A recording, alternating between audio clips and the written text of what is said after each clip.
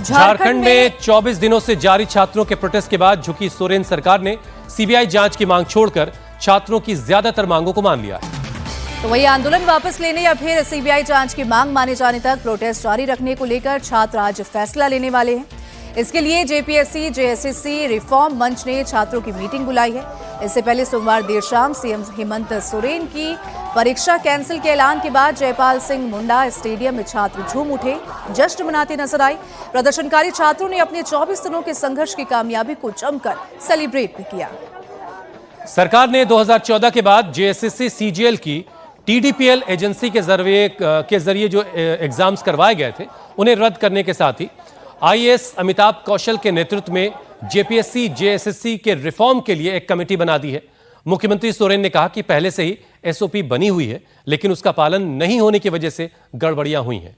सरकार के ऐलान के बाद छात्र अब सीबीआई जांच की मांग पर अड़े हैं और आज आंदोलन को आगे चलाने को लेकर के फैसला होगा। तो कल 2014 के बाद की जो नियुक्तियां हैं उसको रद्द करने को लेकर के जो फैसला हुआ सोरेन सरकार की तरफ से, उसके बाद छात्रों में जश्न का माहौल है। देवेंद्र नाथ महतो ने के साथ जितने उनके साथी अनशन पर बैठे थे उन्होंने अपना अनशन खत्म कर दिया है, भूख हड़ताल खत्म कर दी है। टीडीपीएल एजेंसी के जरिए जो एग्जाम्स करवाए गए थे 2014 के बाद सभी को सरकार ने रद्द कर दिया है। अब इसके साथ ही एक और मुश्किल सरकार के लिए खड़ी हो गई है, वो ये है कि जिनकी नियुक्तियां 2014 के बाद इस एजेंसी के जरिए जो एग्जाम हुए थे, जिनको नियुक्त किया गया था, उन्होंने भी सरकार के खिलाफ अब मोर्चा खोल दिया है। छात्रों के दूसरे गुट के नेता देवेंद्र नाथ महतो ने झारखंड के सीएम का धन्यवाद करते हुए अनशन खत्म करने की घोषणा कर दी है। मंत्री दीपिका पांडे और इरफान अंसारी ने देवेंद्र नाथ महतो का अनशन भी तोड़वाया है।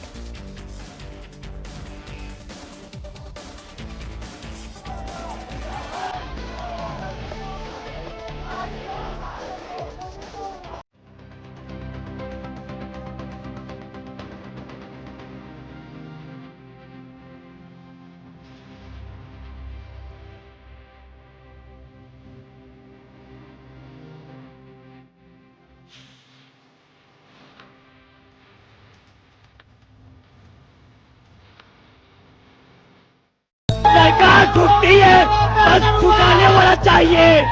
सर बहुत खुशी है, बहुत खुशी है। झारखंड के हजारों गरीब मजदूर शोषित बच्चों का है जो सपना देखते हैं सरकारी नौकरी का। ये झारखंड सरकार आज देख ली कि स्टूडेंट का पावर क्या होता है। छात्रों का इतना बड़ी जीत के लिए मैं झारखंड सरकार को तहे दिल से धन्यवाद देता हूँ। मुख्यमंत्री हेमंत सोरेन जी को धन्यवाद देता हूँ। माननीय मुख्यमंत्री जी को, झारखंड सरकार को बहुत बहुत धन्यवाद और बहुत बहुत जोहार। यह आंदोलन समाप्त नहीं हो रहा है और न ही हमारे जो स्टेज पे जो हमारे बैठे हुए हैं भूख हड़ताल, ये भूख हड़ताल नहीं खत्म हो रही है और ये आंदोलन चलता रहेगा। छात्रों के आगे झुकी सोरेन सरकार।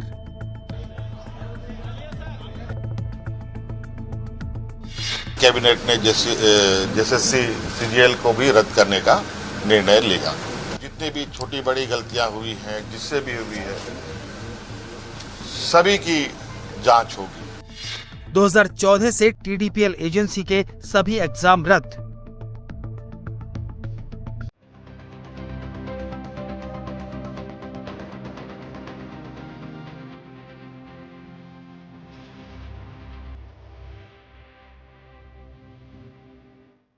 छात्रों ने मांगी सीबीआई जांच, सोरेन ने दी सीआईडी।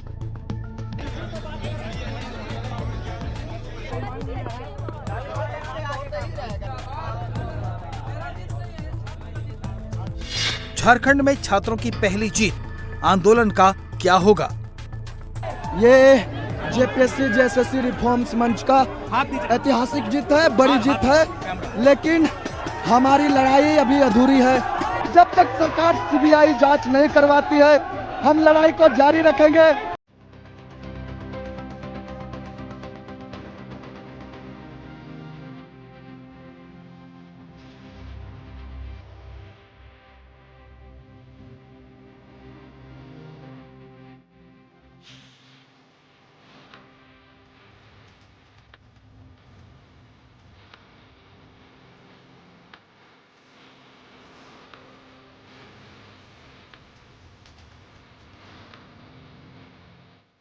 झारखंड के सीएम हेमंत सोरेन ने जेएसएससी, सीजीएल समेत टीडीपीएल के जरिए करवाई गई सभी परीक्षाएं रद्द करने का ऐलान किया, तो रांची के जयपाल सिंह मुंडा स्टेडियम में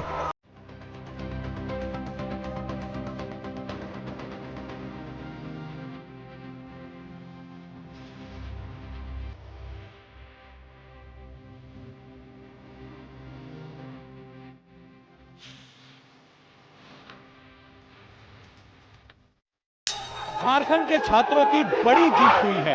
जितने भी एग्जाम टीडीपीएल ने कंडक्ट करवाए थे, जो रिक्रूटमेंट हुई थी, उन सभी को हेमंत सोरेन सरकार ने आखिरकार रद्द कर दिया है। और इसके साथ ही सबसे बड़ा जो इस पूरी प्रेस कॉन्फ्रेंस के अंदर अनाउंसमेंट किया गया, सीजीएल एग्जाम को भी रद्द कर दिया गया है। जश्न का माहौल है इस वक्त जयपाल मुंडा स्टेडियम में। ये आप देखिए, जश्न है, लोग यहाँ पर खुशी मना रहे हैं और ये जाहिर कर रहे हैं कि छात्रों का आंदोलन वो सफल रहा। 24 दिन छात्रों ने आंदोलन किया और अब यहाँ पर आप देख सकते हैं डांस हो रहा है, नाच गाना हो रहा है और सभी छात्र पूरी मस्ती में हैं। अब आप सोचिए, इनके भविष्य की लड़ाई थी, भविष्य की लड़ाई थी। 24 दिन अनशन किया, 14 दिन से छात्र भूख हड़ताल पर बैठे हैं। कुछ छात्र अस्पताल में एडमिट हो गए, लेकिन मांग बिल्कुल क्लियर थी कि अगर छात्रों की सभी मांगे नहीं मानी गई तो ये छात्र 20 अगस्त को सीएम आवास का घेराव करेंगे। और ये लोग साफ कह दिया था कि अब भगत सिंह की आइडियोलॉजी पर चलेंगे। और ये जीत है, ये छात्रों की जीत है, ये फ्यूचर की जीत है। और सबका साफ तौर पर यह कहना है कि आखिरकार सरकार को झुकना पड़ा। इन जश्न की तस्वीरों से पहले रांची में क्या क्या हुआ वो भी जान लीजिए। छात्र आंदोलन की तपिश सोरेन सरकार को परेशान कर रही थी, इसलिए हेमंत सोरेन ने अपनी कैबिनेट में 4 घंटे माथापच्ची की और उसके बाद यह ऐलान करने के लिए खुद सामने आए। झारखंड सरकार ने फैसला किया है कि टीडीपीएल द्वारा कराई गई सभी विवादित परीक्षाओं को रद्द किया जाएगा। 2014 के बाद हुई सभी भर्ती परीक्षाओं को सीआईडी जांच के दायरे में लाया जाएगा। परीक्षा में हुई गड़बड़ियों की जांच के लिए रिटायर्ड जज की अध्यक्षता में कमेटी बनेगी। इस कमेटी की रिपोर्ट के आधार पर लापरवाह और दोषी लोगों के खिलाफ सख्त कानूनी कदम उठाए जाएंगे। परीक्षा में सुधार के लिए आईएएस अमिताभ कौशल के नेतृत्व में कमेटी बनेगी। हम लोगों ने निर्णय लिया है कि टीडीपीएल द्वारा किए गए परीक्षाएं टीडीपीएल के द्वारा प्रकाशित रिजल्ट और टीडीपीएल द्वारा जो भी अभ्यर्थी चुने गए हैं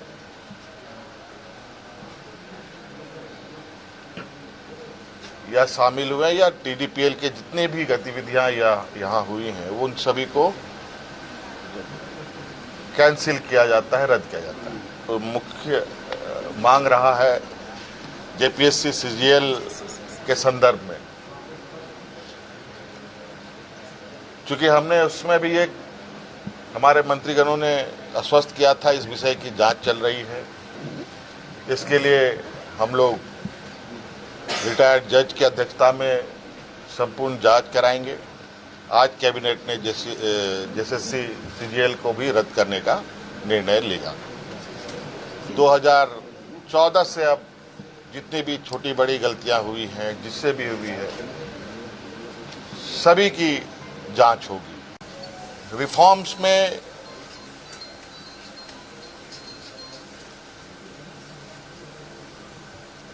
जहां तक मेरा मानना है कि परीक्षाएं कैसे होनी चाहिए, कैसे नहीं होनी चाहिए, इसका पहले से ही एसओपी बना हुआ है। और कहीं ना कहीं अगर वो एसओपी का पालन होता तो ये गड़बड़ियां नहीं होती। रिफॉर्म्स के लिए हम लोगों ने हमारे आईएएस अधिकारी अमिताभ कौशल जी की अध्यक्षता में कमेटी बनाने का निर्णय लिया है, जो अलग अलग संस्थानों के साथ संपर्क करते, बुद्धिजीवी लोगों के साथ, अच्छे लोगों के साथ संपर्क कर इस रिफॉर्म को पूरा अंजाम तक पहुंचाएंगे। सीएम हेमंत सोरेन के ऐलान के बाद जयपाल सिंह मुंडा स्टेडियम में छात्रों का जश्न शुरू हो गया।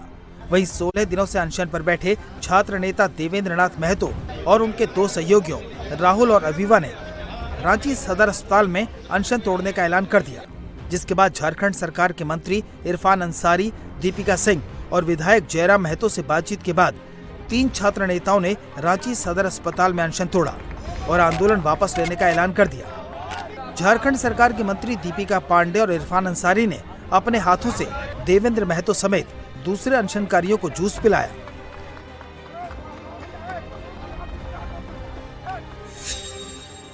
देवेंद्र महतो, हबीबा और राहुल ने स्वेच्छा से अनशन तोड़ने का निर्णय लिया।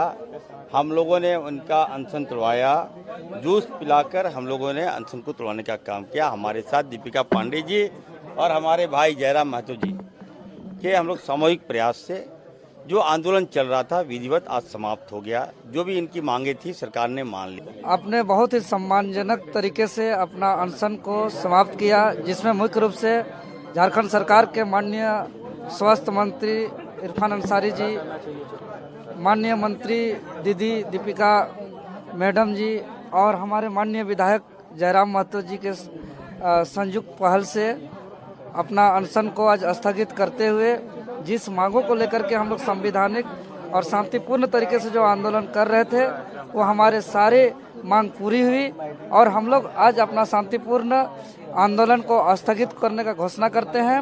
साथ ही साथ हम लोग आगे रिफॉर्म के लिए जो है उसके लिए संघर्ष करेंगे। लेकिन आज हम सरकार ने जो दिल दिखाया इसके लिए झारखंड सरकार को, माननीय मुख्यमंत्री जी को, राहुल गांधी जी को तहे दिल से बहुत बहुत धन्यवाद देते हैं, क्योंकि आज जो डिसीजन लिया यह डिसीजन आसान नहीं था, क्योंकि सीजीएल परीक्षा का नियुक्ति हो चुकी थी, ज्वाइनिंग हो चुका था, बहुत डिफिकल्ट था डिसीजन। कुछ छात्र गुहार लगा रहे थे सरकार से कि हम लोग जेन्युइन हैं। उस बीच में बहुत ही ईमानदारी पूर्वक निष्पक्ष जांच करते हुए उन लोग का भी रास्ता निकालते हुए आज इतना बड़ा डिसीजन लिया। पूरा देश ही नहीं पूरा दुनिया आज झारखंड सरकार का इस फैसला को सराहना कर रहे हैं। छात्रों का ये जश्न बता रहा है कि 24 दिन बाद उन्हें संघर्ष का इनाम मिला है, लेकिन अभी बात पूरी तरह से नहीं बनी, अभी पेच अड़ा हुआ है। छात्र चाहते हैं कि परीक्षा में धांधली की जांच सीबीआई से करवाई जाए, लेकिन हेमंत सोरेन इसे अपने हाथ से जाने नहीं देना चाहते। हालांकि उन्होंने सीआईडी जांच का दायरा बढ़ा दिया है। आंदोलनकारी छात्रों की मांग है कि परीक्षा प्रक्रिया में शामिल जिन अधिकारियों और बाहरी तत्वों पर भ्रष्टाचार के आरोप हैं, उन पर तुरंत कड़ी धाराओं के तहत एफआईआर दर्ज हो और उनकी संपत्तियों की जांच की जाए। इस पर अभी तक कोई ऐलान नहीं हुआ है। परीक्षाओं में पूर्ण पारदर्शिता लाने के लिए छात्रों ने ओएमआर शीट में 5वां नॉट अटेम्प्टेड विकल्प जोड़ने, परीक्षा प्रक्रिया का समय पर ऑडिट कराने और परीक्षा के हर चरण का स्पष्ट सर्टिफिकेट जारी करने की मांग की है। सोरेन सरकार ने इसका जिक्र नहीं किया, लेकिन परीक्षा सुधारों के लिए कमेटी का ऐलान कर दिया। छात्र संगठनों का साफ कहना है कि जब तक सीबीआई जांच और बाकी मांगे पूरी नहीं होती, सुधारों के लिए उनका लोकतांत्रिक संघर्ष और आंदोलन जारी रहेगा। रांची के प्रोजेक्ट भवन के बाहर जेएसएससी सीजीएल के उन कर्मचारियों ने हेमंत सरकार के खिलाफ मोर्चा खोल दिया है जिनकी नियुक्ति साल 2014 से अब तक हुए एग्जाम के जरिए हुई थी। झारखंड सरकार के इन कर्मचारियों का दावा है कि सरकार के जेएसएससी सीजीएल कैंसिल करने के फैसले से करीब 2000 लोगों की जॉब पर संकट मंडरा रहा है। झारखंड सरकार के कल के ऐलान के बाद अब कर्मचारियों ने कहा कि आंदोलन के दबाव में आकर सरकार ने केवल मौखिक आदेश के जरिए जेएसएससी सीजीएल कैंसिल करने की बात कही है, लेकिन फैसला अब कोर्ट में ही होगा। आपकी सीआईडी ने जांच करके बोला था कि एग्जाम में पेपर लीक नहीं हुआ है। ये 2000 बंदे ही गुनहगार थे। अगर आप मानते हैं कि हम सभी गुनहगार थे तो एफिडेविट में कोर्ट में बता दीजिए कि हमने क्या गुनाह किया है। मौखिक तौर पर हमें बिना कोई वजह बताए सिर्फ आंदोलन के दबाव में आके हमें जॉब से बाहर कोई नहीं कर सकता है। हम कोर्ट के आदेश के बाद, कोर्ट के ऑर्डर के आलोक में हमारी नियुक्ति हुई है। कोर्ट में आप रिपोर्ट सबमिट कर दीजिए, कोर्ट से हम लोग समझ लेंगे। आपका मौखिक आदेश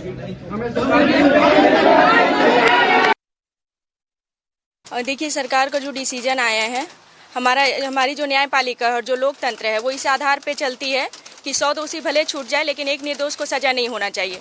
लेकिन सरकार के इस घोषणा से हजारों निर्दोष को एक तरह से तत्काल सजा दे दिया गया है। तो मैं कहना चाहूँगी कि सिस्टम में सुधार करने का क्या यही तरीका है, सीधा रद्द कर देना? इससे जो दोषी हैं उनको न्याय मिल जाएगा। और सरकार केवल आज तक 24 दिनों से एक पक्ष को सुनी है, दूसरे पक्ष को अपना बात रखने का मौका नहीं दी है। तो इस तरह से एक पक्ष की बात सुन करके और फैसला दे देना, ये कहाँ तक न्यायोचित है? हमें तो हमारी बात रखने के लिए भी समय नहीं दिया गया है। जेपीएससी में ये लोग का जेपीएससी सरकार ये लोग मानी, अब ये लोग जेएसएससी सीजल पर रद्द कर दिए। ये लोग का कहना है कि कोर्ट में ये सब फाइल नहीं हुआ, ये सब चीज़ कोर्ट में फाइल हुआ। मेरा कहना है कि सरकार ने हमारा पक्ष बिना सुने हुए कैसे एग्जाम को रद्द कर दिया? हमारा पक्ष भी सुनना चाहिए। आप कोर्ट जाते, मामला जब न्यायालय में है, 6 महीना का रिपोर्ट सबमिट करने बोला है, तो आप कैसे रद्द कर दिए? कि हम में से बहुत से लोग, लगभग 500 से प्लस लोग हैं, अपनी नौकरी छोड़ के आए हैं, सेंट्रल नौकरी छोड़ के आए हैं। मैं खुद अपनी सेंट्रल नौकरी छोड़ के आया हूँ। मैं लेवल 6 में था, पूर्व में मैं मौसम विभाग में था, लेवल 6 पर था। अब हम नौकरी छोड़ के आए थे, अपने कोर्ट के भरोसे आए हुए थे। अब हम कहाँ जाए? मेरा तो सरकार से यही पूछना है कि हम कहाँ जाए। वहीं झारखंड के जेपीएससी की परीक्षा में धांधली को लेकर सीआईडी का एक्शन जारी है। सीआईडी ने जेपीएससी की पूर्व सदस्य अजीता भट्टाचार्य के पीए बीएन राम को पूछताछ के बाद सोमवार को गिरफ्तार कर लिया है। पीएम बीएन राम पर जेपीएससी में इंटरव्यू मैनेज करने के एवज में 40 लाख वसूलने का आरोप है और सीआईडी के जेपीएससी धांधली मामले में ये 22वीं गिरफ्तारी है। जेपीएससी के मेंबर अजीता भट्टाचार्य झारखंड मुक्ति मोर्चा के कद्दावर नेता और पार्टी के केंद्रीय महासचिव सुप्रिया भट्टाचार्य की पत्नी हैं। अजीता भट्टाचार्य ने 9 अगस्त को जेपीएससी के मेंबर पद से इस्तीफा दे दिया था, जिसके बाद 10 अगस्त को सीआईडी ने उनसे लंबी पूछताछ की। अब अजीता भट्टाचार्य के पीए की गिरफ्तारी हुई है और सीआईडी की इसे एक बड़ी कार्रवाई के तौर पर देखा जा रहा है। और अब खबर मध्य प्रदेश के धार से है, जहां निसरपुर की माता शबरी आवासीय कन्या शिक्षा परिसर की करीब 35 छात्राएं हॉस्टल की व्यवस्था से नाराज होकर रात में खिड़की से कूदकर थाने पहुंच गईं, जिसके बाद प्रशासनिक अधिकारियों में हड़कंप मच गया। ये मामला रात करीब 10 बजे का है, जब ये छात्राएं खिड़की से निकलकर कूदी थाने की ओर और पैदल रवाना हो गई। रात के अंधेरे में बड़ी संख्या में छात्राओं को सड़क पर पैदल जाते देख स्थानीय लोग भी उनके साथ हो लिए। छात्राओं का कहना था कि 50 बेड की क्षमता वाले हॉस्टल में सिर्फ 140 छात्राएं रहती हैं और छात्राओं ने आरोप ये भी लगाया कि उन्हें मेन्यू के मुताबिक खाना नहीं मिलता है। जो खाना मिल रहा है उसकी क्वालिटी ठीक नहीं है। थाने में छात्राओं ने छात्रावास की व्यवस्थाओं को लेकर भी अधिकारियों के सामने अपनी शिकायतें रखी। मौके पर तहसीलदार, एसडीपीओ मौजूद थे। इसके बाद पुलिस प्रशासन और स्थानीय लोगों की गाड़ियों से छात्राओं को वापस हॉस्टल पहुंचाया गया। अब पूरे मामले में हॉस्टल की व्यवस्थाओं, भोजन की गुणवत्ता और छात्राओं द्वारा लगाए गए आरोपों की जांच की जा रही है। खाने में चावल में कीड़े निकलते हैं और दाल और सब्जी पूरी पानी की पानी बनती। रोज सब्जी नहीं बनती है, शाम को सब्जी बनती तो दाल नहीं बनती और सुबह दाल बनती तो शाम को सब्जी नहीं बनती है। और रोटी भी जली भी बनती, कच्ची बनती। और जो चपड़ासी है वो भी भेदभाव करते। उनकी जो लड़कियाँ नहीं उनको अच्छे से देते खाने को और हमको नहीं देते अच्छे से। और शौचालय की भी बहुत दिक्कत आती। शाम को कभी नाश्ता मिलता तो नहीं मिलता है, किसी किसी को पेट भर के खाना भी नहीं मिलता है। रोटियां कम पड़ जाती है, चावल कम पड़ जाते हैं। परमल शाम को परमल देते तो उसमें भी सेव नहीं रहते, बस परमल ही मिलते, हमको दूसरा कुछ भी नहीं मिलता। बीजेपी की नई टीम के ऐलान के बाद अब उसकी पहली बैठक की भी तारीख सामने आ गई है। बीजेपी अध्यक्ष नितिन नवीन अपनी नई टीम के साथ 22 अगस्त की सुबह बैठक करेंगे। नितिन नवीन ने सोमवार को अपनी नई टीम का ऐलान भी कर दिया है, जिसमें 65 लोगों को संगठन में शामिल किया गया है, जिनमें 14 लोगों को टीम में दोबारा जगह मिली है, जबकि 51 नए सदस्य हैं। जिन 51 नए चेहरों को मौका मिला है उनमें 12 महिलाएं हैं। बीजेपी की नई टीम में स्मृति ईरानी और राम माधव की वापसी हुई है। वहीं लंबे वक्त से आईटी सेल की जिम्मेदारी संभाल रहे अमित मालवीय को बाहर कर दिया गया है। उनकी जगह छत्तीसगढ़ के दीपक महास्के को आईटी सेल की जिम्मेदारी दी गई है।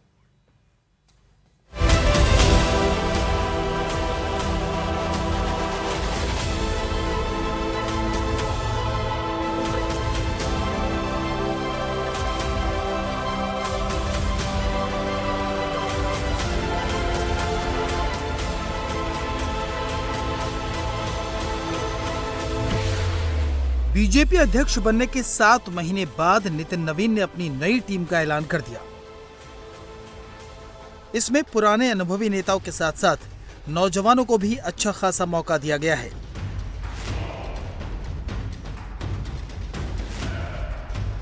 बीजेपी संगठन में इस बार 51 नए लोगों को एंट्री मिली है, जबकि 14 सदस्यों को दोबारा जिम्मेदारी दी गई है।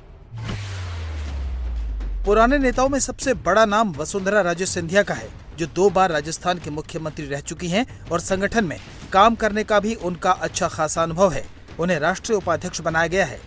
दूसरा बड़ा नाम केंद्रीय मंत्री पीयूष गोयल का है, जो 2014 तक पार्टी के कोषाध्यक्ष थे। उन्हें इस बार फिर वही जिम्मेदारी दी गई है। राष्ट्रीय संगठन मंत्री बीएल संतोष पहले की तरह अपने पद पर बने रहेंगे।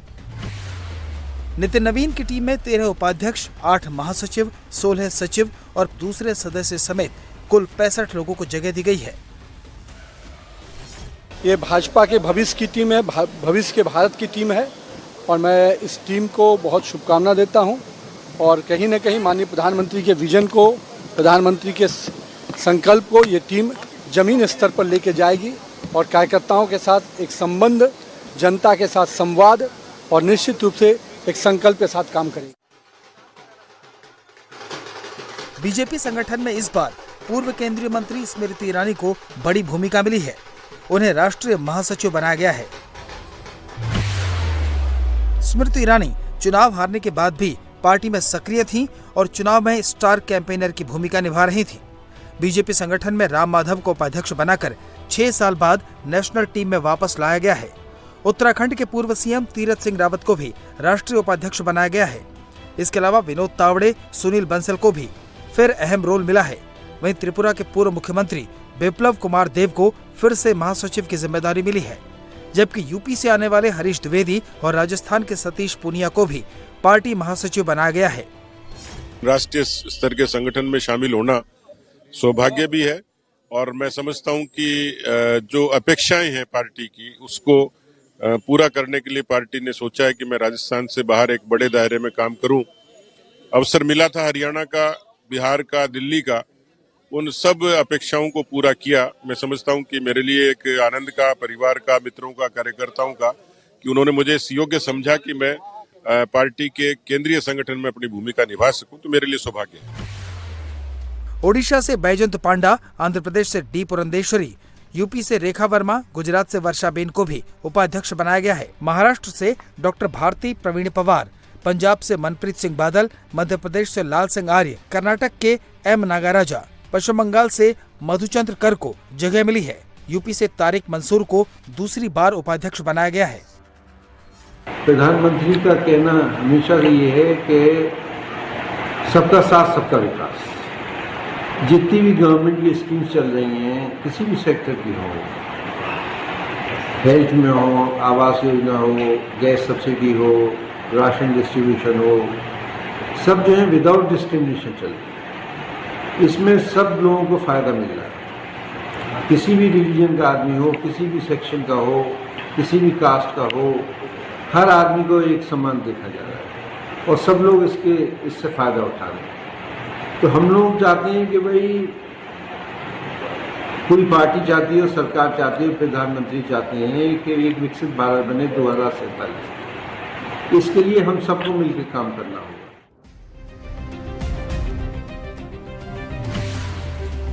नितिन नवीन की टीम में सबसे ज्यादा 8 लोग यूपी के हैं, जबकि 2 उपाध्यक्ष, 2 महासचिव, 2 सचिव और 2 मोर्चों के अध्यक्ष भी उत्तर प्रदेश से ही हैं। इसके अलावा मध्य प्रदेश से 6, महाराष्ट्र से 5, राजस्थान, उत्तराखंड, गुजरात से 4-4, बिहार से 3 नेताओं को संगठन में शामिल किया गया है। नितिन नवीन ने बीजेपी आईटी सेल में बदलाव करते हुए इसकी जिम्मेदारी अमित मालवीय की जगह छत्तीसगढ़ के दीपक महस्के को दी गई है। दीपक महस्के 2015 से ही आईटी सेल के प्रमुख थे। अमित मालवीय 2015 से ही आईटी सेल के इंचार्ज थे, जबकि उत्तराखंड से आने वाले अनिल बलूनी बीजेपी के मीडिया कन्वीनर बने रहेंगे। तरुण चुग को सेंट्रल ऑफिस का प्रभारी बनाया गया है। बीजेपी युवा मोर्चा की कमान तेजस्वी सूर्या की जगह गुजरात के हेमांग जोशी को दी गई है, जबकि छत्तीसगढ़ के रूप चौधरी को बीजेपी महिला मोर्चे का अध्यक्ष बनाया गया है। प्रायोरिटीज भारतीय जनता पार्टी की बिल्कुल स्पष्ट रहती है कि जनता की सेवा के लिए भारतीय जनता पार्टी को चुनाव जीतना है और प्रण प्राण से सोशल मीडिया के माध्यम से हम और हमारी पूरी टीम इसमें काम करेगी। रील्स की बात है, लोगों को सोशल मीडिया से वो वैसे ही जुड़े हुए हैं, तो उनके माध्यम में हम वहां तक पहुंचे, ये हमारी प्राथमिकता रहेगी। प्रोपेगेंडा भविष्य में भी आएगा, पहले भी हुआ है, लेकिन सत्य छुपता नहीं है। तो प्रोपेगेंडा से जरूर क्षणिक वातावरण बनता है, लेकिन लंबे समय तक अगर हम सही जवाब देते रहते हैं तो लोगों का भ्रम छटता है और भारतीय जनता पार्टी निश्चित रूप से उसी दिशा में चलेगी। पीएम मोदी ने भी बीजेपी की नई टीम को बधाई दी। पीएम ने सोशल मीडिया पर लिखा, भाजपा के नवनियुक्त राष्ट्रीय पदाधिकारियों के साथ ही उन सभी साथियों को बहुत बहुत बधाई जिन्हें पार्टी में अलग अलग जिम्मेदारियां सौंपी गई हैं। इस ऊर्जावान टीम के पास जहां संगठन का भरपूर अनुभव है, वहीं जमीनी जुड़ाव भी है। मुझे पूर्ण विश्वास है कि हमारे ये साथी पूरे समर्पित भाव से पार्टी को मजबूत करने के साथ ही जन कल्याण के कार्यों को आगे बढ़ाएंगे। बीजेपी संगठन की नई टीम बनाने में यूपी समेत अगले 3 साल में होने वाले चुनावों का ध्यान रखा गया है। टीम में 12 महिलाएं हैं। साथ ही सामाजिक समुदायों और राज्यों को भी प्रतिनिधित्व देने की कोशिश की गई है। अयोध्या में राम मंदिर चढ़ावा चोरी के मामले में यूपी सरकार ने एसआईटी की फाइनल रिपोर्ट के आगे की कार्रवाई के लिए श्री राम जन्मभूमि तीर्थ क्षेत्र ट्रस्ट को सौंप दी है। यूपी सरकार ने ट्रस्ट के अनुरोध पर 13 जून को 3 सदस्यों की एक एसआईटी का गठन किया था। इसकी अध्यक्षता लखनऊ के मंडलायुक्त विजय विश्वास पंत को सौंपी गई थी। टीम में आईजी रेंज किरण एस और विशेष सचिव वित्त नील रतन कुमार को सदस्य बनाया गया है। एसआईटी ने जांच शुरू करने के बाद 23 जून को अपनी प्रारंभिक रिपोर्ट राज्य सरकार को सौंपी थी। इस रिपोर्ट में मामले को लेकर कई सख्त सिफारिशें भी की गई थी। शुरुआती रिपोर्ट के आधार पर 25 जून को मामले में पहली एफआईआर दर्ज की गई, जिसमें 8 नामजद और अन्य अज्ञात को भी आरोपी बनाया गया था। और अब खबर मिलावटखोरों के खिलाफ एक्शन की है, जहां त्योहार पास आते ही मिलावटखोर गैंग एक्टिव हो गया है। बाजारों में धड़ल्ले से नकली दूध, पनीर, खोया बिक रहा है। हालांकि खाद्य विभाग की टीमें लगातार छापेमारी भी कर रही है और भारी मात्रा में मिलावटी और नकली खाने की चीजें पकड़ी जा रही है। इसी को लेकर उत्तर प्रदेश के मथुरा में टीम ने एक गोदाम में छापा मारा, जहां से 500 किलो नकली पनीर और 2000 किलो मिलावटी दूध नष्ट करवाया गया। उत्तर प्रदेश के अलावा महाराष्ट्र, मध्य प्रदेश, राजस्थान के साथ साथ कई राज्यों में फूड डिपार्टमेंट की रेड जारी है और लोगों से अलर्ट रहने की भी अपील की जा रही है।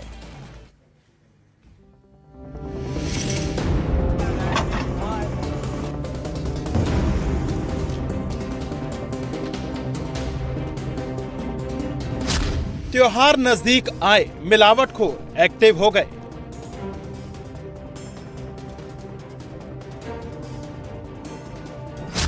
सेहत से हो रहा खिलवाड़, नकली दूध, पनीर कर देगा बीमार।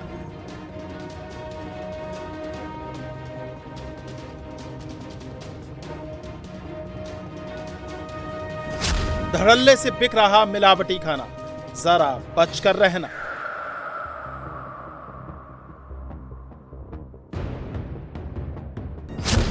ये 500 या 1000 लीटर दूध नहीं, पूरे 2000 लीटर दूध है, जिसे ड्रम के ड्रम पलटकर पानी की तरह बहा दिया गया। दुकान में दूध की नदी बहने लगी। सड़क से लेकर नाली तक सिर्फ दूध ही दूध बहता दिखा। यही हाल पनीर का भी किया गया, जहां सैकड़ों किलो पनीर गड्ढे में फेंकी गई और बुलडोजर से नष्ट करवा दिया गया। तस्वीरें यूपी के मथुरा की हैं, जहां इन दिनों एक तरफ मिलावटखोर एक्टिव है तो दूसरी तरफ खाद्य विभाग फुल एक्शन में है। और उसी का नतीजा है कि खाद्य सुरक्षा विभाग ने शेरगढ़ के हुसैनी गांव में एक गोदाम में छापा मारकर केमिकल से बन रहे पनीर और दूध का भंडाफोड़ किया। ये नकली पनीर और दूध बाजार में बिकने के लिए रेडी था, लेकिन इससे पहले ही खाद्य विभाग ने सब नष्ट करवा दिया। टीम ने मौके से 500 किलो नकली पनीर और 2000 लीटर मिलावटी दूध नष्ट कराया। गांव जो शेरगढ़ थाने में, उसमें 500 किलो पनीर और 2000 लीटर दूध संदिग्ध पाया गया था, जिसे नष्ट भी कराया गया है। जो दोषी लोग थे उनके विरुद्ध एफआईआर भी दर्ज कराई गई है और इसी दिशा में लगातार छापे भी डाले जा रहे हैं, कार्रवाई भी की जा रही है, संदिग्ध चीज मिलने पर उन्हें नष्ट भी कराया जा रहा है। और मैं आपके माध्यम से लोगों से अनुरोध करूंगा कि हमको इसकी जानकारी दें, ताकि कोई भी व्यक्ति जो चोरी छुपे भी करने का प्रयास कर रहा है उस पर भी हम कड़ी से कड़ी कार्रवाई कर सकें। शासन की स्पष्ट मंशा है, हम किसी भी मिलावटखोर को किसी भी दशा में छोड़ेंगे नहीं, कड़ी से कड़ी कार्रवाई करेंगे। जरूरत पड़ेगी तो गैंगस्टर भी लगाएंगे और जरूरत पड़ेगी तो उनके ऊपर एनएसए की भी कार्रवाई करेंगे। मिलावटखोर कैसे इस पनीर को बना रहे थे, जब ये जानेंगे तो आपके होश उड़ जाएंगे। दरअसल ये लोग पनीर को सफेद करने के लिए उसमें टिनोपाल और रंग काट डालते थे। अब ये क्या होता है जरा समझिए। टिनोपाल असल में ऑप्टिकल ब्राइटनर है, जिसका इस्तेमाल डिटर्जेंट को ज्यादा सफेद और चमकीला दिखाने के लिए किया जाता है। लेकिन मिलावटखोर इसका इस्तेमाल नकली या मिलावटी पनीर को ज्यादा सफेद और ताजा दिखाने के लिए कर रहे थे। वहीं रंग काट भी एक तरह का ब्लीचिंग केमिकल है, जिसका इस्तेमाल कपड़ों से रंग हटाने या हल्का करने के लिए होता है। परेशानी की बात यह है कि ये दोनों ही केमिकल किसी खाने की चीजों में नहीं डालने चाहिए, वरना कोई भी गंभीर रूप से बीमार हो सकता है। उद्देश्य यही है कि चाहे वो पनीर हो, चाहे दूध हो या दूध से बने प्रोडक्ट हो या पेड़ा हो, वो किसी भी प्रकार से मिलावटी किसी को ना मिले और जो भगवान जी को भोग भी चढ़े वो बिल्कुल विशुद्ध हो और जिसमें किसी प्रकार की कोई मिलावट ना हो। अभी पिछले दिनों हम लोगों ने जो हल्की फुल्की मिलावट के नमूने मतलब मिले थे, रिपोर्ट्स मिली थी, उनमें 28 लाख रुपए की फाइन भी लगाई गई है और 28 लाख वसूले भी गए हैं। पूरा उद्देश्य यही है कि हमारा ब्रज का जो भी खाद्य पदार्थ है, जो भी खाने पीने की चीजें हैं, वो शुद्ध हों, उसमें किसी प्रकार की मिलावट ना हो। इससे पहले गुरुवार को मथुरा में ही करीब 1800 किलो मिलावटी पनीर और दूध को नष्ट कराया गया था। और अब खबर मध्य प्रदेश के भिंड से है, जहां आधी रात को हुए सड़क हादसे में 8 लोगों की मौत हो गई तो 22 लोग इसमें घायल बताए जा रहे हैं। हादसा नेशनल हाईवे 719 पर गोहट के पास हुआ, जब एक पिकअप वैन और ट्रक की जोरदार टक्कर हो गई। हादसे के वक्त पिकअप पर 30 मजदूर सवार थे और ग्वालियर जिले के डबरा के पास धान की खेती के बाद वापस अपने घर लौट रहे थे। उत्तर प्रदेश के लखीमपुर खीरी उनका घर है, जहां वो लौट रहे थे। इसी दौरान सड़क पर बैठी गायों को बचाने के चक्कर में ये बड़ा हादसा हो गया। आमने सामने की टक्कर के समय दोनों गाड़ियों की रफ्तार काफी तेज थी। हादसा इतना गंभीर था कि पिकअप के परखच्चे उड़ गए और उसका आगे का हिस्सा पूरी तरीके से क्षतिग्रस्त हो गया। और अब खबर महाराष्ट्र के पुणे से, जहां एक सोशल मीडिया इन्फ्लुएंसर अर्थव जगताप पर जानलेवा हमला किया गया। जानकारी के मुताबिक स्टंट करने के दौरान गाड़ी को कट मारने की बात को लेकर आरोपी रील स्टार माधवी कुंभार और उसके साथियों की इन्फ्लुएंसर अर्थव जगताप से तीखी बहस हुई। इसके बाद आरोपियों ने एक कैफे के बाहर अर्थव को घेर लिया और गाली गलौज करने लगे और लात, घूंसे, कुर्सियां और धारदार हथियार से बेरहमी से उसकी पिटाई कर दी। घटना के बाद अर्थव को अस्पताल में भर्ती कराया गया। तो वहीं मामले में पुलिस ने तुरंत कार्रवाई करते हुए गंभीर धाराओं में मामला दर्ज किया है और मुख्य आरोपी माधवी कुंभार समेत 8 लोगों को गिरफ्तार किया। हालांकि अभी 2 आरोपी फरार हैं, जिनकी तलाश अब की जा रही है। और अब बड़ी खबर राजस्थान से, जहां हनुमानगढ़ जिले में नशे के अवैध कारोबार के खिलाफ पुलिस ने बड़ी कार्रवाई की है। पुलिस ने करीब 17 करोड़ रुपए कीमत की नशीली और प्रतिबंधित दवाइयों की खेप बरामद की है। ऑपरेशन चक्रव्यूह के तहत हनुमानगढ़ टाउन पुलिस और एसआईटी ने सिंधी मोहल्ले में एक गोदाम पर दबिश दी। पुलिस ने गोदाम से कुल 4,12,332 टैबलेट कैप्सूल जब्त किए गए। इनमें एनडीपीएस वाली 32 टैबलेट्स भी शामिल हैं। पुलिस ने एक गाड़ी भी इस दौरान जब्त की है। और अब बात मौसम के मिजाज की। दिल्ली, उत्तर प्रदेश, बिहार समेत 14 राज्यों में भारी बारिश का अलर्ट है। तो वहीं ओडिशा और झारखंड में तो मौसम विभाग ने रेड अलर्ट जारी कर दिया है। बंगाल की खाड़ी के ऊपर बने दबाव की वजह से कई राज्यों में भारी बारिश हो रही है। ओडिशा में कई इलाकों में बाढ़ जैसे हालात बने हुए हैं। ओडिशा में जाजपुर और भद्रक जिलों में बाढ़ से 10 लाख से ज्यादा लोग प्रभावित हुए हैं। 2.5 लाख लोगों को सुरक्षित जगहों पर पहुंचाया गया। बाढ़ से प्रभावित लोगों के लिए 500 से ज्यादा कैंप बनाए गए हैं। बाढ़ का पानी उतरने तक इन लोगों को कैंप में ही रखा जाएगा। वहीं लगातार 2 दिनों से हो रही भारी बारिश के बाद बंगाल के आसनसोल में सैलाब उमड़ पड़ा है। शहर में 3 फीट से ज्यादा ऊपर तक पानी बहने लगा। लोगों के घरों में पानी घुस गया, जिससे जनजीवन भी अस्त व्यस्त हो गया है।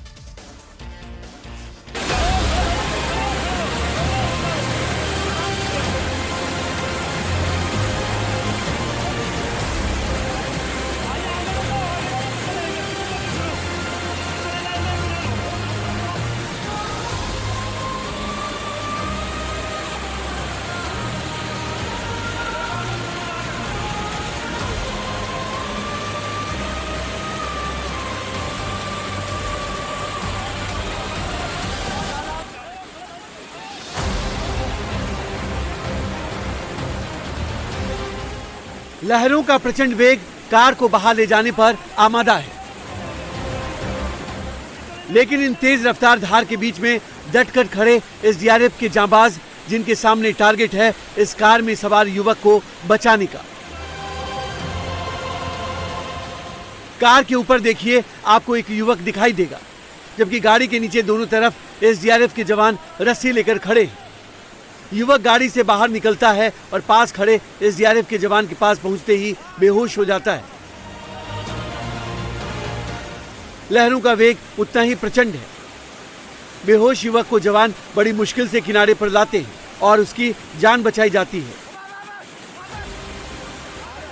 ये तस्वीरें उत्तराखंड के ऋषिकेश की हैं, जहां बेन नदी में ये गाड़ी गिर गई। गाड़ी में 2 युवक थे। उन्हें बचाने के लिए एसडीआरएफ ने ऑपरेशन चलाया और बेहद मुश्किल ऑपरेशन में दोनों को बचा लिया गया।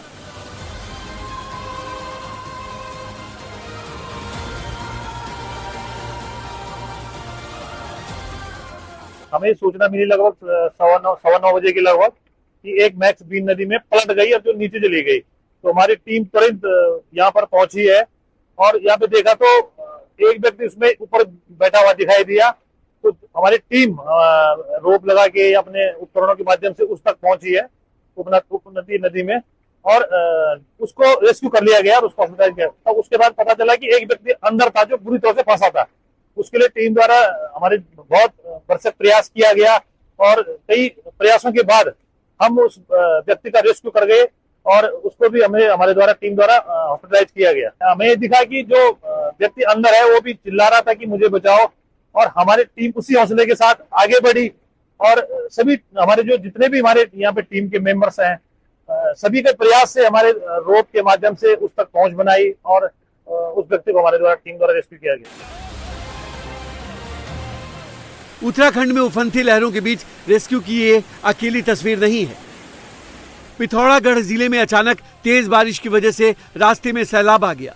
लोग बड़ी मुश्किल से रास्ता पार कर सके।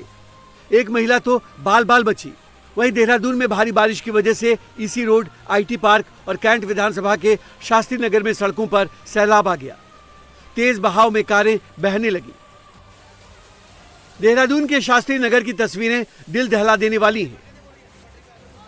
यहाँ पानी का बहाव इतना तेज था कि एक सफेद कार बहने लगी। स्थानीय लोगों ने मिलकर कार को रोका और उससे फंसे लोगों को सुरक्षित बाहर निकाला।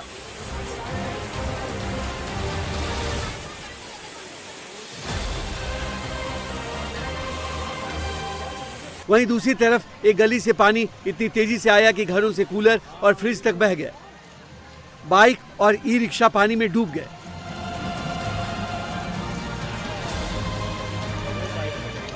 मौसम विभाग ने अगले 24 घंटे के लिए अलर्ट जारी किया है।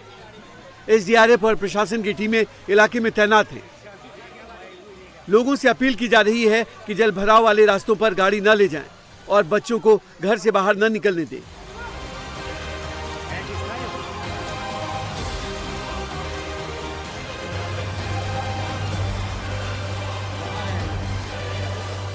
गंगा के बढ़ते जलस्तर के कारण गंगा की आरती का स्थान 5वीं बार बदला गया है।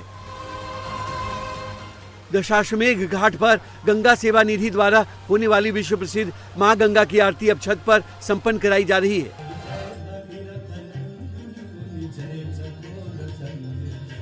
दशाश्वमेध घाट पर पानी सीढ़ियों से ऊपर आ गया है। हालांकि इससे श्रद्धालुओं की आस्था पर कोई फर्क नहीं पड़ा।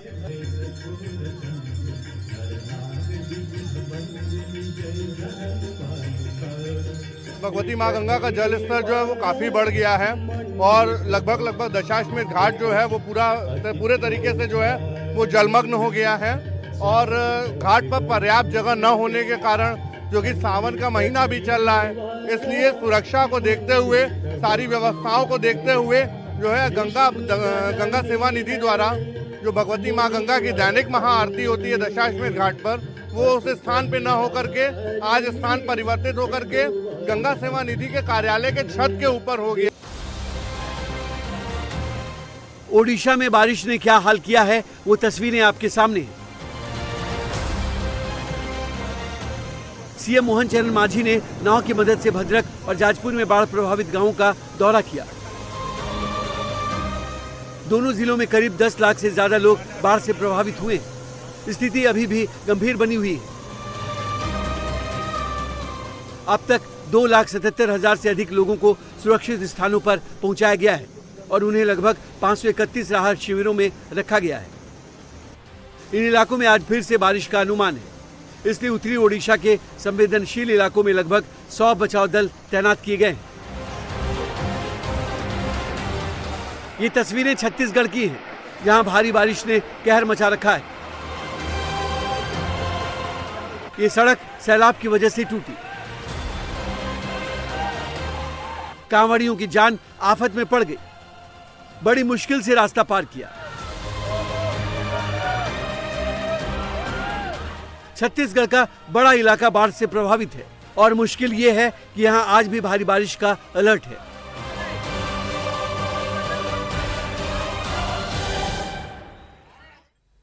वहीं देहरादून के मिसरास पट्टी इलाके के जंगलों से रेस्क्यू की एक हैरान करने वाली तस्वीर सामने आई है। भारी बारिश की वजह से स्वारना नदी का जलस्तर बढ़ने से ट्रैकिंग के लिए गए यूपीईएस के 6 छात्र जंगल में फंस गए। सूचना मिलते ही एसडीआरएफ की टीम एक्शन में आई और दुर्गम इलाके में करीब 6 किलोमीटर पैदल ट्रैकिंग कर सभी छात्रों को सकुशल रेस्क्यू कर लिया गया। बचाव टीम ने सभी छात्रों को बाहर निकालकर पुलिस के हवाले भी कर दिया। फिलहाल छात्रों की हालत सामान्य बताई जा रही है। इस घटना के बाद प्रशासन ने बारिश के मौसम को देखते हुए पर्यटकों और छात्रों से नदी नालों के आसपास जाने से बचने की भी सलाह दी है।